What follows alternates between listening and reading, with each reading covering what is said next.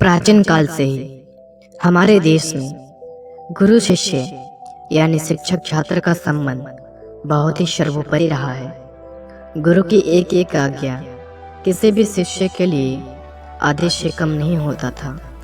स्थितियाँ चाहे कितनी भी विषम क्यों ना हो, लेकिन हर शिष्य अपने गुरु की आज्ञा का अवहेलना नहीं करता था, जिसके कारण गुरु भी अपने शिष्य को वो हर शिक्षा देती थी जिसके कारण उनका शिष्य अपने जीवन में सफलता की वो हर ऊंचाइयां छुए जिसकी कामना स्वयं गुरु भी करते थे।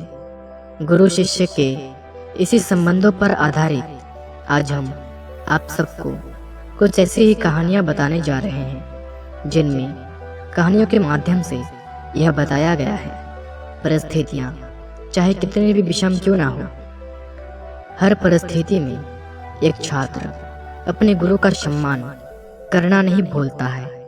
तो चलिए गुरु शिष्य की एक प्राचीन पौराणिक कहानी के माध्यम से इसे जानते हैं। गुरु का कार्य होता है अपने ज्ञान के मार्गदर्शन द्वारा लोगों को सही राह दिखाना, जिस कारण से भारत को भी विश्व में विश्व गुरु का दर्जा प्राप्त था। भले ही वक्त बदलता गया हो, हम सभी विकास की नई नई परिभाषा लिख रहे हो, विज्ञान नए नए आविष्कार करता जा रहा हो, लेकिन बिना किसी शिक्षक के समाज में विकास की परिभाषा नहीं लिखी जा सकती है।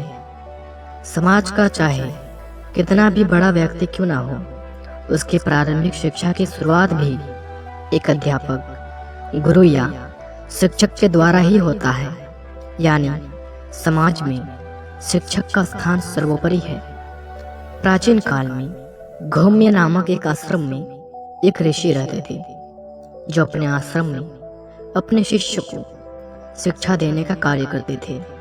वे अक्सर अपने शिष्यों से कहा करते थे, मुसीबत चाहे कितनी भी बड़ी क्यों ना हो, कभी भी मुसीबत से डरकर भागना नहीं चाहिए और मुसीबत का डटकर सामना करना चाहिए।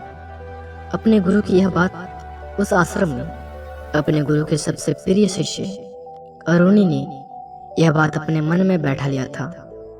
बरसात के दिनों की बात है, हल्की बारिश भी शुरू हो गई थी, तो गुरुदेव ने अरुणी से कहा, देखो तुम खेतों पर चले जाओ, कोई पानी से मेड़ टूट गया हो तो उसे बांध देना, ताकि अधिक पानी के बहाव से फसलें खराब ना हो।